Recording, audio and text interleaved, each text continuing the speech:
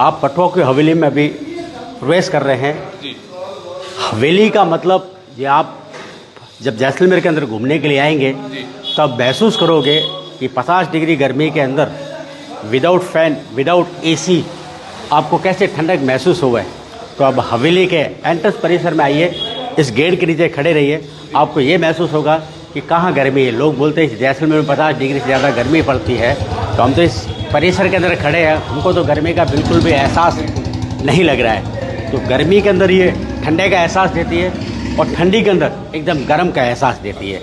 इसी सब के हिसाब से जो आर्किटेक्चर का जो आप काम देख रहे हैं, तो पत्थरों का निर्माण और बिल्डिंगों का निर्माण उसी हिसाब से किया गया है कि दोनों ऋतु के अंदर पब्लिक को दोनों ऋतु का आनंद मिले। आप ऊपर से देखेंगे आपको ऐसा लगेगा लकड़ी है, ये पूरा लकड़ी पर बिल्कुल भी काम नहीं है। यहाँ का जो पीला पत्थर है जिस पर यह काम किया गया है, उस जमाने में जब हवेलियाँ बनी थी लगभग 250 पौने 300 साल पहले, तब आर्किटेक्चर कैसे आर्ट बना हुआ है अपना। तो हमारे जैसलमेर के अंदर लेडीज लोग ज्वेलरी पहनती है, हिंदू मुस्लिम हर कम्युनिटी 36 कौम की जो भी महिलाएं हैं जो ज्वेलरी पहनती है, हिंदू कारीगर मुस्लिम कारीगर दोनों ने ज्वेलरी की जैसे जैसे डिज़ाइन आती गई और डिज़ाइनों का सारा कॉपीराइट इस पत्थरों पर करते गए हैं। ये वही आर्ट देखने को आपको मिलेगा जैसा आप यहाँ से आप देखेंगे। ये झरोखा दिख रहा है, हम इसको लोकल भाषा में इसको हम गोखड़ा कहते हैं। यहाँ पर जो कान का जो झुमका है, ये कान के झुमकों का डिज़ाइन बना हुआ है, सिंगल पत्थर पर बना हुआ है। उसकी एक ही खासियत है, इसमें कहीं भी जोड़ नहीं है, बिल्कुल भी जोड़ नहीं है इसके अंदर। इसी पत्थरों को ऐसे बारीकी नक्काशी छेनी हथौड़ी द्वारा इस पर काम किया गया है। सिलावटिया मुस्लिम और हिंदू, जो अभी हिंदुस्तान पाकिस्तान अलग हो गया है, तो पहले एक ही कारीगर थे उसी का। जैसे हमारे जैसलमेर में नेकलेस पहनते हैं, ये नेकलेस का डिज़ाइन नहीं है। आपको जो उल्टा जो चांद देख रहे हो, ये मुस्लिम आर्ट के अंदर दिखाया गया है। और नीचे जो फ्लावर्स देख रहे हो, कमल का फूल आपको देख रहे हो, लोटस दिख रहा है, वो अपना पूरा हिंदू आर्ट है। ये इसी आर्ट को देखते हुए सारा चीज़ ये बनाया गया है। तकरीबन उस ज़माने में 2,500 से 3,000 आदमी काम करते थे पर डे, और सारा काम अनाज के बदौलत करते थे, अनाज और अफीम के बदौलत। और कहते हैं ये हवेलियों का समय लगा था, 5 हवेलियों को समूह को बनाने में 60 साल का समय लगा था। और 60 साल में तकरीबन 10 लाख रुपए से भी ज़्यादा इन्होंने खर्च किया था। अब सोचो उस ज़माने के 10 लाख रुपया आज की तारीख में इंसान क्या, भारत की सरकार के पास भी उसका कैलकुलेट निकाल जाए तो राजस्थान, कहते हैं उस 10 लाख रुपए में ये राजस्थान और गुजरात जैसे शहर को पूरा खरीद सकते थे। पर उन्होंने महज 5 हवेलियों को बनाने में 10 लाख रुपए से ज़्यादा खर्च किया है। अब ये मीनिंग होता है पटवा। पटवा कौन होता है? पटवा जाति नहीं होती है, नाम भी नहीं होता है, यहाँ के राजाओं का दिया गया एक उपाधि होता है, जो रॉयल फैमिली की कुंदन ज्वेलरी बनाने का काम करते थे। जैसलमेर मोस्ट फेमस है कुंदन, पोल्की और जड़ाऊ के लिए। आप लोग कुंदन किसको बोलते हैं? एक डायमंड्स पत्थर के स्टोन को कुंदन बोलते हैं, मगर रियल कुंदन वो नहीं होता है। तो 24 कैरेट जो बिस्किट होता है, बिस्किट की लीफ निकाल के जैसे अपन अंगूठी बनाते हैं या कान की जो हमारे जेंट्स लोग भी पहनते हैं, उसके अंदर उसी गोल्ड की लीफ को पूरा पैक कर देते अंदर। रियल कुंदन वो होता है। लोग कुंदन 50-100 रुपये के स्टोन को हज़ारों रुपये में ईजिली खरीद के लेके जाते हैं।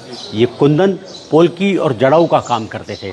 सिल्वर पर बेहतरीन मीनाकारी के ऑर्नामेंट्स बनाना, मंगलसूत्र बनाना, साड़ी के बॉर्डर पर जरी का काम करना, जो गूंथने और पिरोने का काम होता है, उस काम को लोकल भाषा में पटवाई का काम कहते हैं। पटवाई से इनको धीरे धीरे उपाधि मिला पटवा। हवेली आपको मैंने पहले ही बताया, हवेली का मतलब बड़ा घर और हवादार घर को कहते हैं हवेली। हवेली सिंबल मतलब धनी आदमी, धनी आदमी, क्योंकि उसके घर के आगे बेहतरीन काम होगा। इनके मालिक का नाम था सेठ गुमान चंद जी बाफना। श्वेतांबर जैन थे। जैन परिवार में 2 कम्युनिटी होती है, श्वेतांबर एंड दिगंबर। फिर श्वेतांबर परिवार थे, इन्होंने अपने 5 बेटों के लिए 5 घर का निर्माण करवाया। बनना चालू हुआ विक्रम संवत 1800। अभी लोग बोलते हो हिंदू शास्त्र में बोलते हो विक्रम संवत, तो यंग जनरेशन को तो यह भी नहीं मालूम पड़ता कि विक्रम संवत है क्या। अभी विक्रम संवत 1800 बनना चालू हुआ और कंप्लीट हुआ 1860। प्रेजेंट में विक्रम संवत 2081 चल रहा है, 2081 रनिंग चल रहा है विक्रम संवत। मतलब हिंदू कैलेंडर इसमें काफ़ी डिफरेंस आ जाता है। ये 60 साल तकरीबन यही लगा था समय।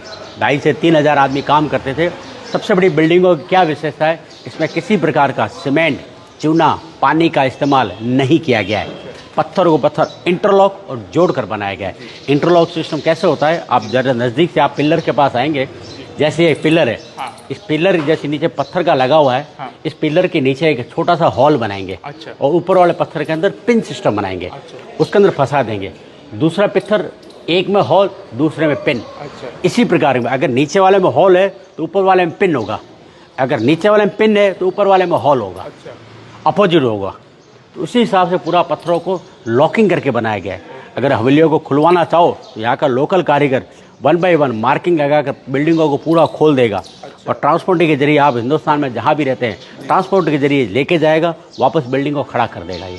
और ये जितना साइज ऊपर देख रहे हो, हर हवेली लगभग 2 मंजिला ज़मीन के अंदर बना हुआ है। 30 से 35 फुट ज़मीन के अंदर बना हुआ है। क्योंकि उस ज़माने में ये यहाँ के सबसे बड़े धनी और सबसे बड़े व्यापारी थे। उस ज़माने में व्यापारियों को कोल्ड स्टोरेज चाहिए था।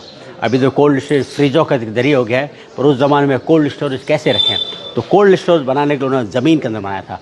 ज़मीन आज भी एकदम ठंडा रहता है। आप कहीं भी चले जाइए, समुद्र का पानी भरी सर्दी में चले जाइए, ऊपर से गर्म लगेगा, जब अंदर जाओ तो एकदम पानी ठंडा लगेगा। क्योंकि इनका व्यापार था अफीम का। अफीम, ड्राई फूड, मसाला, सोना चांदी और कपड़ों का। अफीम को ठंडी जगह चाहिए, मसालों को ठंडी जगह चाहिए, सोना चांदी के लिए कोई ठंडी जगह की जरूरत ही नहीं रहती। कुछ जो इसके लिए कोल्ड स्टोरेज, तो एक फ्लोर से दूसरा फ्लोर नीचे रखते थे। और उस ज़माने में अफीम पर इन पर 40% टैक्स हुआ करता था।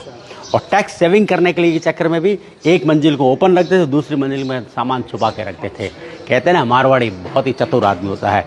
जहाँ कहते हैं दुनिया की सोच खत्म हो जाती है, मारवाड़ी वहाँ से सोचने की शुरुआत करता है। तो इसलिए 2 मंजिला